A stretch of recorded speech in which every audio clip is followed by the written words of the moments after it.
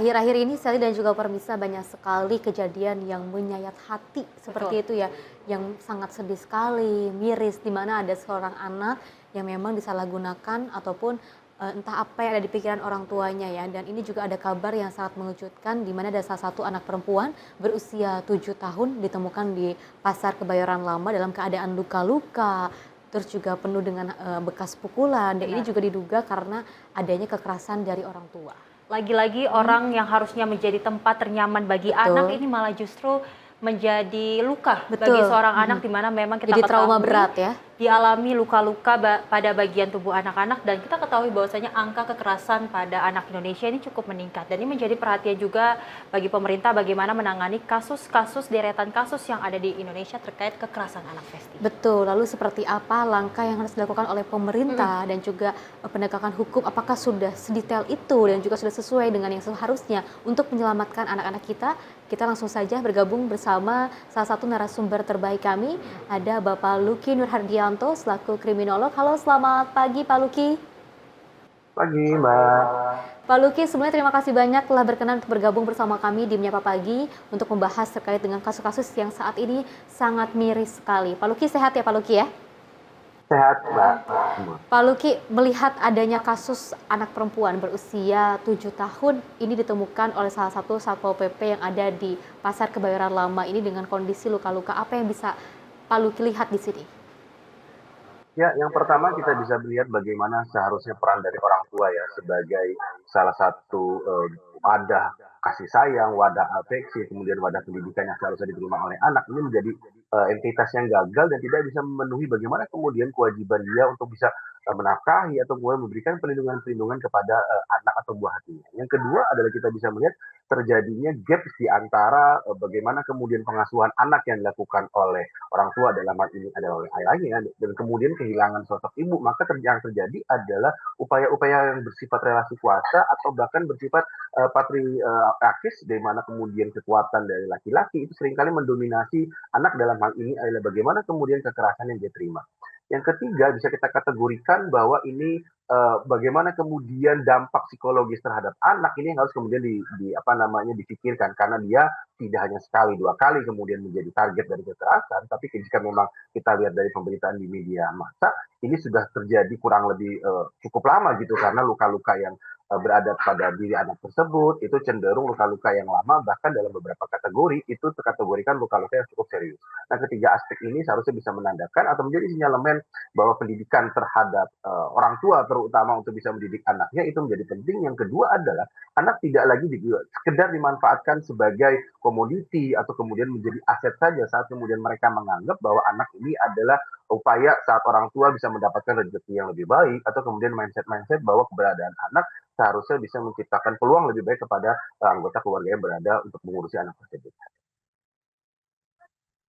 Kan di kasus di Kebayoran ini kan diduga kuat anak ini mengalami kekerasan pada orang tuanya sendiri. Oleh Apakah orang memang tuanya. dari Pak Luki sendiri ini melihat saat ini kebanyakan orang-orang ini masih belum siap menjadi orang tua?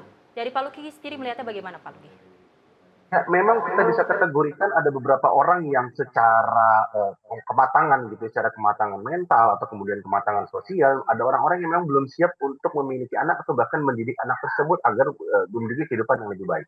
Yang kedua adalah bagaimana dalam konteks proses pendidikan anak ini seringkali terabaikan bahwa seharusnya mereka bisa mendapatkan upaya-upaya perlindungan atau kemudian tumbuh kembang yang cukup baik saat kemudian orang tua berada pada posisi apakah kemudian dalam konteks perekonomian yang kurang baik atau dalam konteks sosial dia tidak memiliki pekerjaan yang cukup matang, maka anak seringkali menjadi pelampiasan secara emosional. Jadi anak tidak lagi dimanifestasikan sebagai buah kasih sayang, tapi di sisi lain anak menjadi pelampiasan secara emosional saat orang tua mengalami sisi burnout, apakah dalam konteks pekerjaan atau dalam konteks sosial. Yang ketiga tadi juga disampaikan dengan cukup baik oleh para host yang ada di sana, bahwa keberadaan orang tua yang memang saat dia menghadapi titik di mana apakah mereka harus sebagai orang tua tunggal atau kemudian orang tua yang tidak memiliki kematangan atau kemudian relasi sosial yang cukup baik, maka menciptakan kondisi pendidikan atau kemudian kondisi kasih sayang yang harusnya diterima oleh anak tersebut kemudian menjadi hal yang terabaikan gitu ya, dan bahkan dalam kondisi tertentu anak tersebut seringkali saat kemudian meminta sesuatu atau kemudian merengek karena kelaparan atau membutuhkan kasih sayang dari orang tua dianggap sebagai hal yang memberatkan atau membebani dari orang tua. Jadi ketiga aspek ini seharusnya bisa diinventarisir sehingga orang-orang orang tua yang memang berada pada usia yang seharusnya bisa memberikan kasih sayang kepada anak, alih-alih mereka menjadikan anak sebagai target dari kekerasan yang seringkali mengarah kepada bagaimana kemudian domestic violence ini mengarah kepada terjadinya korban jiwa atau bahkan korban-korban yang mengalami luka yang cukup serius.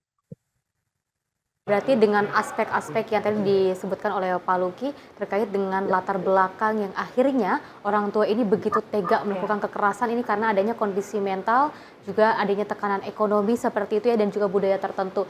Dan kalau kita menyinggung terkait dengan perlindungan anak, apakah sistem perlindungan anak di Indonesia ini sudah efektif menurut Pak Luki untuk mencegah agar tidak terjadi kembali atau seperti apa Pak Luki? Ya memang trennya adalah saat kita berbicara mengenai anak sebagai korban dari kekerasan orang tua, maka trennya justru bukan lagi menurun, tapi cenderung meningkat secara perlahan. Ini mengindikasikan bahwa bagaimana kemudian upaya untuk memberikan perlindungan yang cukup baik secara sosial kepada anak itu belum cukup efektif. Yang kedua adalah tentu tidak bisa menjadi uh, faktor tunggal gitu saat kita berbicara mengenai anak yang seringkali menjadi target dari kekerasan orang tua. Tapi kita bisa melihat bagaimana sinergitas tidak hanya kemudian dari orang tua yang memang belum cukup siap tersebut, tapi ada kegagalan dalam konteks institusi sosial di sini. Apakah kemudian masyarakat yang memang tidak bisa memberikan tanggung jawab lebih atau memberikan bagaimana konteks perlindungan terhadap anak secara lebih menyeluruh. Yang kedua adalah sistem pendidikan akhirnya mengabaikan hak-hak yang seharusnya didapatkan oleh anak dalam konteks pendidikan atau dalam konteks sosial yang lebih baik, itu terbelenggu kepada kondisi di mana anak-anak secara ekonomi tidak mampu, maka mereka akan terpinggirkan atau termarginalkan secara sosial. Yang ketiga tentu dibutuhkan bagaimana edukasi yang bersifat menyeluruh, tidak hanya kemudian menyasar orang tua yang memang tidak memiliki kesiapan gitu ya untuk dapat mendidik anak secara lebih baik, tapi bagaimana kemudian kita sebagai orang-orang yang berada di lingkungannya bisa memberikan peringatan atau memberikan edukasi atau nasihat-nasihat yang lebih intens lagi, sehingga saat kemudian anak ini mengalami tumbuh kembang atau terindikasi sebagai target dari kekerasan, maka kita bisa bersama-sama memberikan masukan atau kemudian melaporkan kepada unit PPA yang berada di tingkat polsek atau kemudian polres, dan memberikan nasihat-nasihat melalui panti sosial agar hak asuh atas anak tersebut bisa diambil alih oleh negara dan bisa diberikan pendidikan yang cukup baik jika memang itu berada di bawah hak asuh dari negara. Baik Pak Luki, tadi juga disebutkan bahwasanya memang faktor-faktor yang dialami anak karena kekerasan pada orang tua adalah ekonomi, sosial, dan juga budaya. Kondisi Apakah mental. memang salah satu faktor terkait dengan pernikahan dini ini menyebabkan juga dari orang tua akhirnya tidak mampu untuk menahan rasa emosinya yang akhirnya dilimpahkan kepada anaknya, Pak Luki? Pastinya Pak Luki. Ya, saat kemudian pernikahan dini memang memberikan implikasi yang cukup besar. Salah satunya adalah jika kita bisa gradasi adalah orang-orang tua yang tidak memiliki kematangan secara emosional untuk bisa memberikan pendidikan terhadap anak. Yang kedua, secara sosial dan ekonomi, mereka tidak memiliki status pekerjaan yang cukup baik sehingga terjadi gap antara pemasukan yang harusnya diberikan oleh anak, kemudian mereka tidak bisa maksimalkan potensi tersebut. Yang ketiga adalah sanksi stigma dari masyarakat seringkali melekat bahwa saat mereka berada pada pernikahan dini, maka seringkali ini dianggap sebagai suatu kultur gitu ya, yang dianggap ada stigma bagaimana saat perempuan ini dianggap sebagai perawan tua atau kemudian perempuan ini dianggap tidak laku, sehingga dalam konteks ini adalah perempuan seringkali menjadi redundant victim. Jadi mereka mengalami pengorbanan yang tidak hanya sekali tapi bahkan berkali-kali saat mereka tidak menjalankan subkultur yang kita anggap sebagai bentuk bagaimana kemudian relasi kuasa yang tidak seimbang kepada perempuan. Yang kita bisa lihat adalah yang saya cukup berbahaya dan kemudian menjadi ironis saat tumbuh kembang anak tersebut menjadikan perbuatan-perbuatan yang dilakukan oleh orang tuanya sebagai sesuatu patron secara sosial. Jadi mereka akan ada kecenderungan untuk melakukan imitasi. Jadi mereka bisa jadi memiliki kecenderungan traumatik yang cukup dalam atau memiliki kalau zaman sekarang mungkin harga diri yang rendah karena mereka menganggap bahwa orang tuanya broken home atau mereka menjadi target dari kekerasan, dan saat kemudian luka-luka itu tampak kepada dilihat oleh teman-temannya, itu menjadi sanksi sosial kepada dirinya bahwa dia berada dari lingkungan yang tidak cukup baik. Yang ketiga bisa kita kategorikan saat kemudian anak ini menjadikan perilaku tersebut sebagai sesuatu yang bernetralitas, maka mereka akan menganggap bahwa kekerasan itu adalah sesuatu yang terbiasa. kekerasan itu adalah bagian dari bagaimana kemudian orang-orang itu bisa memberikan penertiban terhadap orang-orang yang berada secara kuasa kurang baik gitu daripada dirinya. Nah, yang tiga aspek ini yang seharusnya bisa menjadi perhatian serius sehingga dalam konteks tertentu dan yang bisa menjadi kita titik kulminasinya adalah saat ini saya pikir tidak hanya sekedar dianggap sebagai anak semata sebagai korban, tapi kita bisa melihat tadi juga sudah disampaikan oleh para reporter yang ada di sana, bagaimana kemudian ini bisa menjadi sesuatu efek yang snowball effect. Jadi kemudian mengalami duplikasi, mengalami imitasi. Yang paling bahaya adalah ada netralitas bahwa perilaku kekerasan adalah sesuatu yang dibenarkan oleh orang-orang tua yang secara dalam tanda kutip gitu ya, mengalami kegagalan secara sosial ataupun secara ekonomi di masyarakat. Pak Luki, kita ketahui kan terkait dengan adanya kekerasan seksual, kekerasan pada anak, ini selalu terjadi pada anak-anak usia dini, khususnya seperti itu ya. Bahkan ketika kita melihat ada kasus pornografi di live streaming, bahkan melibatkan anak-anak, begitu kurangnya edukasi dari seorang orang tua, entah itu dari mungkin karena usia, faktor usia, karena untuk keterbatasan ekonomi, akhirnya terpaksa untuk melakukan hal tersebut agar bisa menggait para penonton dan juga memberikan belas kasih dengan memberikan uang seperti itu.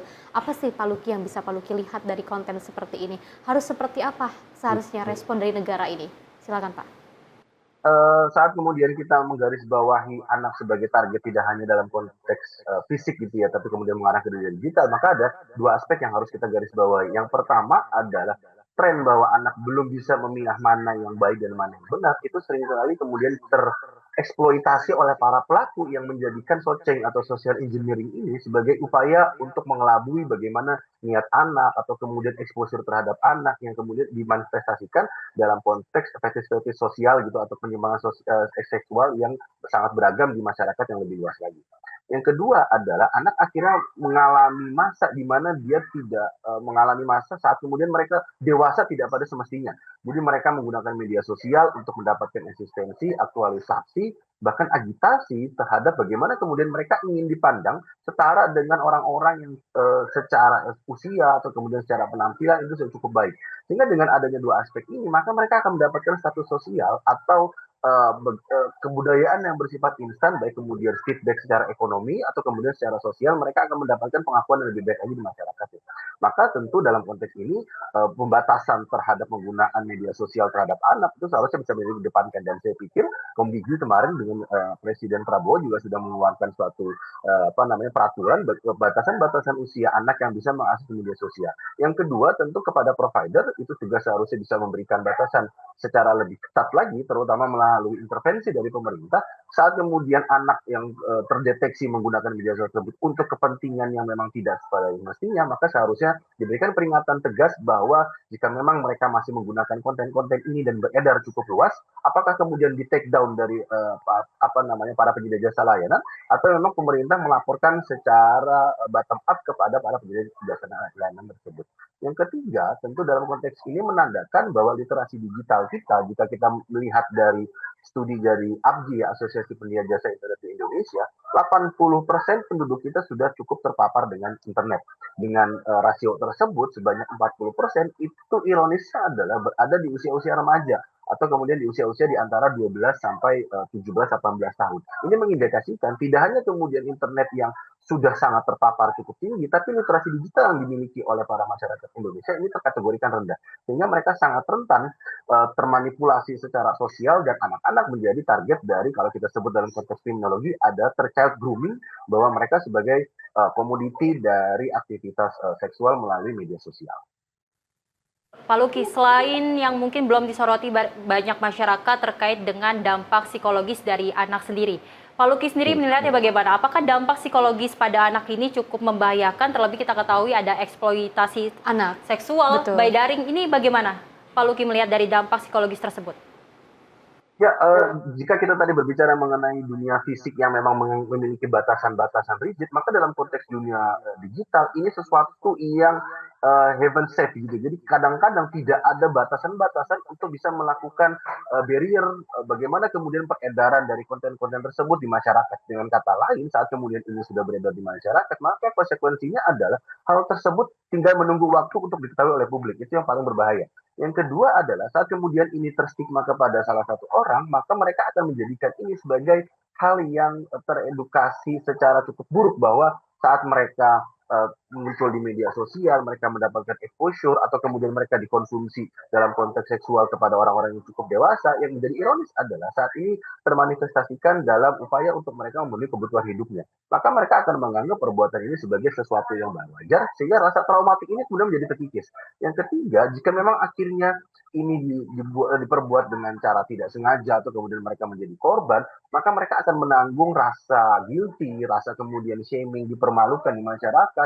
Yang lebih panjang lagi adalah harapan terhadap kehidupan ini akan menjadi menurun. Karena mereka akan menjadi korban yang tidak hanya saat ini saja terberitakan, tapi mereka akan terus berada di lifetime victim saat kemudian itu masih bisa dikonsumsi oleh masyarakat luas atau kemudian beredar dengan cukup luas. Maka konsekuensi yang paling bisa dilakukan adalah pemerintah harus secara tegas memblokir berbagai konten-konten yang berada di media sosial dan tidak hanya menerapkan undang-undang ITE saat kemudian mentransmisikan dan mendistribusikan, tapi menjaga bagaimana kemudian perlindungan data pribadi itu adalah sesuatu yang memang privasi dan seharusnya dijaga oleh para pengguna di media sosial, dan terutama kepada anak-anak harus diberikan edukasi yang cukup matang dalam konteks literasi digital dan literasi etik bahwa perbuatan seperti ini tidak banyak menimbulkan sifat positif, tapi mayoritas adalah seringkali mengarah kepada sesuatu yang bersifat negatif.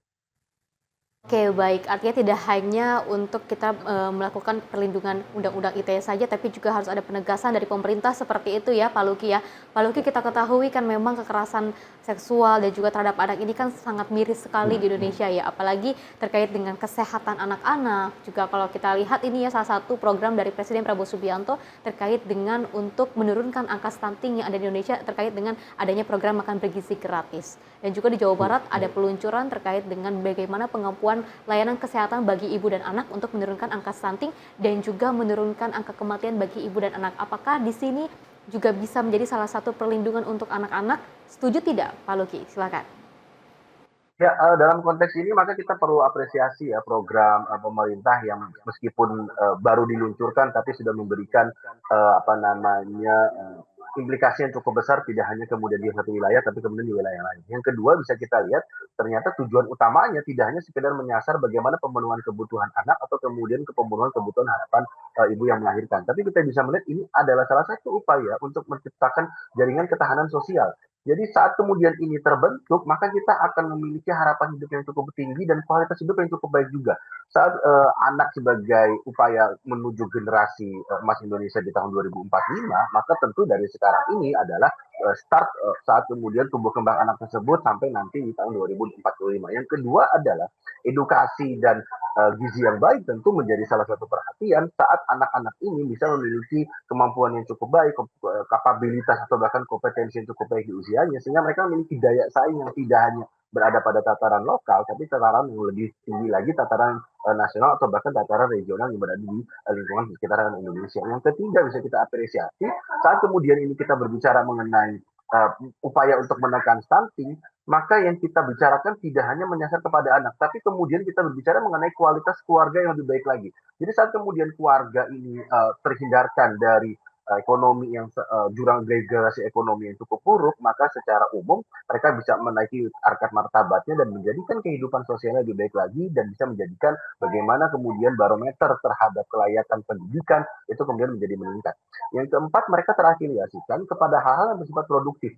Jadi alih-alih mereka menjadikan bahwa pendidikan anak kalau mungkin anekdot di beberapa masyarakat tidak lagi menjadi penting, tapi dengan kualitas hidup yang cukup baik, dengan pemenuhan gizi yang memang sudah ditanggung oleh negara, seharusnya para masyarakat ini bisa berfokus untuk bisa memaksimalkan potensi yang mereka miliki untuk kemudian meningkatkan pendidikan atau kemudian kualitas kehidupan keluarga yang akan mereka pertanggungjawabkan. Nah, keempat aspek ini seharusnya bisa menjadi landasan bagaimana kemudian program ini yang dicanangkan oleh pemerintah dan kemudian diartikulasikan di berbagai provinsi, terutama saat ini adalah sudah diglorifikasi di wilayah Jawa Barat, bisa menjadi salah satu pilot project di wilayah-wilayah lainnya, karena tentu menjadi barometer saat Jawa Barat dengan jumlah penduduk tertinggi di Indonesia memiliki angka pertumbuhan yang cukup baik dengan angka stunting yang menurun, dan bisa menjadikan ini sebagai salah satu upaya bagaimana kemudian pemerintah melalui berbagai upaya yang dilakukan menyasar tidak hanya kemudian berada pada tataran yang sangat makro, tapi kemudian pembangunan-pembangunan yang bersifat mikro atau kemudian meso itu menyasar anggota keluarga sebagai unit pemberdayaan masyarakat yang menuju Indonesia emas 2045. Oke, baik. Terima kasih banyak Pak Luki atas pemaparannya sangat luar biasa sekali dan juga banyak sekali hal-hal positif ya. Sally Betul. dan juga pemirsa, Pak Luki terima kasih banyak. Sehat selalu. Selamat pagi Pak Luki. Pagi. Ya, Ya. Sally dan juga pemirsa tadi juga sempat disampaikan bahwa terkait dengan hal tersebut ini harus ada edukasi kepada orang Betul. tua bahwa agar tidak selalu menyalahgunakan terkait dengan eksploitasi anak Ya. seperti itu ya, apalagi kekerasan-kekerasan pada anak ini harus diperhatikan kembali bagaimana mengedukasi orang tua seharusnya memberikan perlindungan yang cukup bagi anak, harusnya menjadikan sebuah rumah bagi anak dan tidak untuk menyelewengkan hal tersebut karena kalau kita ketahui juga ada beberapa peluncuran program yang harus sangat sama-sama kita apresiasi Ya. sebagai langkah untuk menurunkan angka kematian yang ada di Indonesia terkait dengan ibu dan juga anak. Seperti yang dikatakan oleh Pak Luki bahwasanya untuk menurunkan angka kekerasan pada anak adalah dimulai dari akarnya, yaitu Betul. terbentuknya keluarga yang berkualitas. Karena kita Betul. ketahui bahwasanya kekerasan pada anak cukup tinggi dan ini berharap bahwasanya dengan membentuk generasi emas 2045 pastinya dimulai dari keluarga di rumah. Ya pemirsa, informasi menarik lainnya akan terus kami hadirkan usai jeda berikut.